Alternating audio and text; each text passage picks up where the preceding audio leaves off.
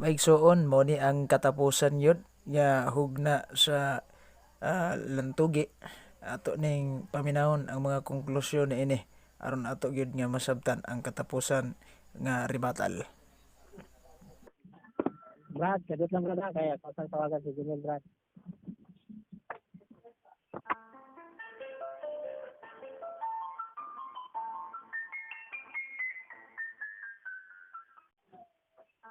Bro.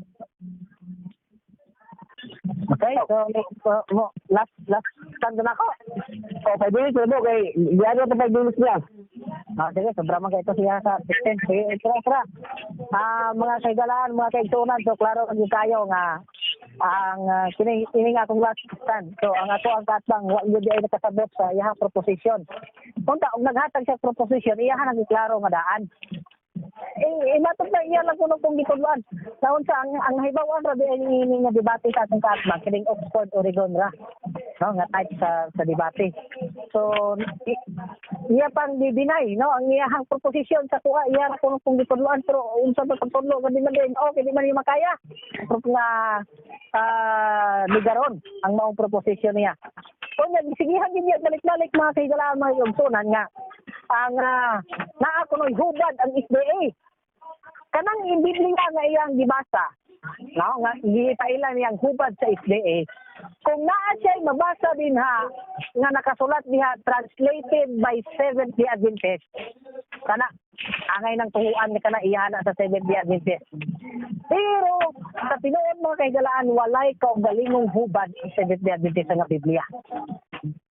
Dili ko mo kay nakakita siya logo diha kay kanang mga kuana mo ngay logo nagpasabot man guna nga naa na siya doktrina nga sa ilaw ambot og ang iyaha na ba na doktrina nga kauban pero kanang version diha nga iyang gigamit dili na iyaha sa Seventh-day Adventist nga hubad kay naa diha nakasulat yan authorized King James version no hubad gikan sa King James version or New King James version pero sa iyang gipailan nga kuno lagi ang hubad so diha na makakita.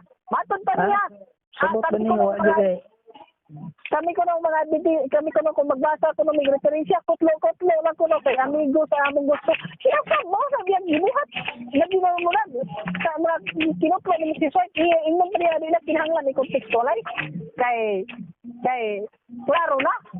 Kung natin iyang referensya, klaro kayo na nga. Sabado, ano ipapahulay, pero kinahanglan pa niya ipakontextualize. Naunsa na nila akong katbag. So, nag-down view ko na sa maog din ni akong katbag, sa maog din sa debate, pero nagtalikod. Now, matod pa niya mga kaigalaan. Usa sa mga teksto na iyang gigamit sa pagpasabot ko no unang adlaw sa semana. kaugalingong version ang SDA no ay butang sa di ay ko record kaya itong isulat. Pilde na po karon, sato ka. Online record. Okay. Leviticus 23:39, klaro kayo nga iyang gisulti kuno unang adlaw kuno na diya sa semana. Wa yun taon na nakasabot ang atong katlang sa teksto nga mao yang gibasa. Unang adlaw sa semana kuno na diha. Wa gyud nabasa. Nakabasa lang siya unang adlaw, ikawalong adlaw, naguna-una siya unang adlaw sa semana. Oy, koreksyonan ta kamo mga higalaan. Kanang naa sa Leviticus 23:39, unang adlaw kana sa pagsilibrar sa piyesta, dili unang adlaw sa semana. So kung ang unang adlaw sa pagsilibrar sa piyesta kung matumo nga siya sa Martes, mao nay unang adlaw. Dili unang adlaw sa semana. So ang akong katbang naghaom-haom og mga teksto sa Biblia. So kini patulan ko niyang iyang gisulti nga dili ko no ang mga Kristiyano, ang mga Kristohanon ko no, wala ko no magbantay sa adlaw.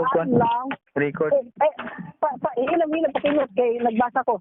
Ang mga Kristohanon ko no, wala ko no nagbantay sa adlaw. Pati ang mga apostoles kay nakidebate ra ko no unsa nga wa gyud niya natun-an og insakto ang maong mga sipat mga kaigalaan. Diya, Christian Sabbath, ilahan ng libro. The Christian Sabbath, page 6. Kung sa gisulti dre? He finds that the Bible, his teacher, is consistent in both parts, that the Redeemer, si Kristo, during his mortal life, never kept any other day than Saturday. Unsa ko no? Kung ang Biblia mao nga atong teacher, ang nagsulti dre nga nga ang Redeemer wala nilaing nga ginantayan nga adlaw kundi ang Sabado. The gospel plainly reveals to him this fact whilst the pages of the Acts of the Apostles, the epistles and the Apocalypse, not the vestige of the canceling Saturday arrangement can be found. So wala kuno bisan pa sa mga apostoles, mga epistles o mga Acts of mga Apostles nga gi-cancel ang pagbantay sa adlaw Sabado. The Adventists therefore in common with the Israelites namatay na. Patay na jud. Namatay na ko, Brad. Wala na tulog. Brad, Oy. namatay na niya tulog. Sige na lang, dire na lang taman. Dire na lang taman. Pero sige, dire ko na lang, ilibas ko na lang sa Okay, video ko. ako pa ni Tagalog. Ay, Brad. Yan eh. Kung gusto ka, next debate na to, ikaw pa matuod nga ang Domingo maong adlaw ipapahulay sa mga Kristiyano. Kaya to lang yun yung karuhon ng tima gyud. Kay ang imong Okay, tima. karuhon nimo. Malagi. Ikaw, Sige na, magsitratahan na kuan. Muulan ka na, pamatuod mo ang Domingo maong adlaw Mga igsoon, komentaryo na lang ning atoa sa nakalabay nga debate. No nga atong kaatbang intawon. No, kapila naman nato ni giribat. Pero kining gitawag na to og garbo jud. No, kining fried ba? Ang sila gyud kunoy mao. Onya, no, gamay lang nato ning hatag komentaryo. Ga iya gyud na gipahayag sa iyahang rebuttal nga kining ni ang gipanghimakak intawon niya ning ni ang lahang Biblia kay dili kuno Seventh-day Adventist Church ning translation kay wa kunoy kaugalingon translation ning Seventh-day Adventist Church. Sa ato pa granting tinuod ning iyang giingon nga walay kaugalingong translation wa jud day ni nagpasabot mga igsoon nga wa gyud kaugalingong Biblia ning Adventista. Pero tanawan ning covers Biblia klaro kayo na Seventh-day Adventist Church unsa man ni inyo lang ni angkon-angkon? So mahog na magkawatan aning trabaho aron.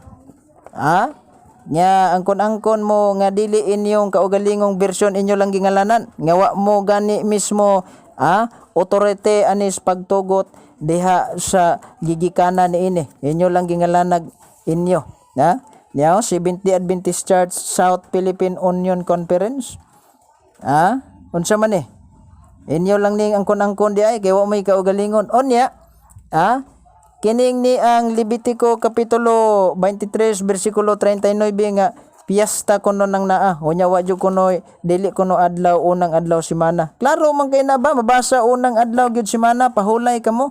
Wa man gibuhat sa mga Adventista. Kay matod pa piyesta ipasaulog.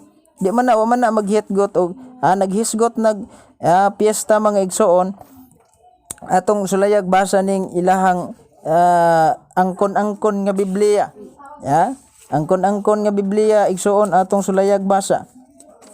Leviticus 23:39. Nga matod pa sa ilang inangkon nga Biblia apan sa ikapulo og 5 ka adlaw ug kapito ka bulan diha sa panagtigom sa diha nga nakatigom nakamo og bunga sa yuta bantayan ninyo ang piyestan Jehova sod 7 ka adlaw og sa nahaunang adlaw mo'y usa ka pahulay nga bulan og ikawalo adlaw mong pagpahulay balaan kawalo gyud mo nang Domingo gyud unang adlaw igpahulay ipabantayan nya gibantayan ba ni sa mga kaigsoonang Adventista wa ang ilang gibantayan mga igsoon mauning ni ang igpapahulay sa mga Hodeo unsa kuno to niya sa pinadayag kapitulo 2 bersikulo kantong nagpakahodyo unya mga sakop ni Satanas pastilan di umtani mga Hodeo ni mga Adventista taga Pilipinas man ning niya atong mabasa diri sa bersikulo 9 kapitulo 2 libro sa Revelation nasayod ako nga ang inyong mga giantos ug inyong kakabos apan ang tinuod dato ka nasayod usab ako nga ang gibutang ninyo niadtong nagpagkahodyo apan wala mga sakop di ay ni Satanas. Ang Biblia iyang gikutlo dili ilahang bersyon, ila ring kawat-kawat. Mao nang ang tema among gisakay-sakayan, yar ba dayon kung pangkunong pildi ko o wa jud kuno kadimao. Busa kamo nga mga naminaw diha, timbang-timbangan na lang na ninyo ha. O kanang iyang gikutlo nga Biblia, kanang iyang gikutlo nga ning nias mga rest day nga kuno mo pahulay tag ikapito, wa gyud na niya pamasahag tarong nga pinaagi di ay sa gahom sa simbahan. Pinaagi sa gahom sa simbahan sa otoridad ni Kristo ang adlaw ng Sabado giusob ngadto sa solemnidad sa Domingo. So damor nga iyang gamito mao bitaw nang niyang yang gigamit taon tong kuno na perting object taon niya nya perting object niya nga ang kining convert of the Catholic Catechism of the Catholic Doctrine. Gawa niya tiwasag basa the church substituted Sunday for Sunday by the plenitude divine power of Jesus Christ bestowed upon her. Nga pinaagi sa gahom sa Dios nga si Kristo mao di ay hinungdan. Supposedly og matinud-anon pa mo inyong i-contextualize na. Di na ninyo pamutol-putulon og di mo mogamit og libro sa mga Katoliko nga matod pa nila wa kuno ta kasabot. Sila may wa kasabot, ila lang ihaom-haom silang gusto mga igsoon. Ayan ang hagad pa nga sunod kuno na tong tema adlawng Domingo. Samot na gini siya ka kuan. Samot na gini siya kaluoy. Gani kung sila ang mamati aning record perting yung luoyas Katoliko pero og kamao lang sila daan mamalandong wa gyud taon. Una pa lang daan akong pangutana nga doon na ba'y mabasa 50 taon yang wag yung mabasang Sabado siyang Biblia ang gigamit yalan dayang gipunan gani aminado na siya nya dili na repirado sa adlaw sa Ginoo sa pamay ato ang kuan nga di naman din na repirado sa adlaw sa Ginoo. So inatunta nasabtan og ribat na lang nato ni gamay kayo 5 minutes para sa ato ang pagpasabot nining maong tema. Kay gamit ra bata ning libro po nila nga matud pa sulat kuno ni Ellen G. White gigamit kuno na to wa kuno na to ni contextualize klaro man ni ba di naman ni kinahanglan i-contextualize pa nga unsa pa may toyo og tumong ani samtang ang Sabado undiana atong diana gitumong nining adlaw ang relihiyosong serbisyo apan gila gihapon kining adlaw lumiling hayaw samtang ang Sabado gibantayan gihapon sa pagkabalaan. Aron maandam ang giagian alang sa mga katuyoan gigihan ni Satanas ang mga Hudyo sa pamanis Kristos paghimo sa pagpahulay sa labuangon pinaagi sa labing makuti nga kalagdaan nga maoy nakapabugat sa pagbantay niini. Satanas dai naghimo ana mo nang ang Adventista giyod Diyos impierno niniya sa ilang libro nga manghitabo sa katapusang panahon. Page 41 giyod Diyos impierno ni mga Adventista.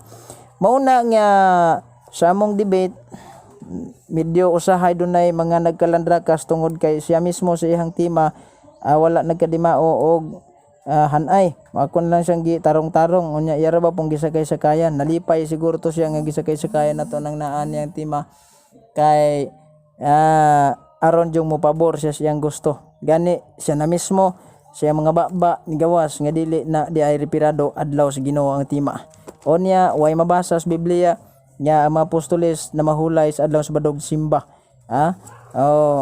kanang ni ang Disimba do namatay nabasang Disimba adlaw Sabado pero ang pangutana ni pahulay ba sa gusang adlaw amtay supa kana kay kuan man nang naa umtay supak ana kay bisag kung sa adlaw pwede tam simba. So now sabtan daghang salamat sa inyo nga pagpaminaw o sa pagsuporta nining debate hangtod sa sunod nga higayon na lang daghang salamat og mayong adlaw kanatong tanan.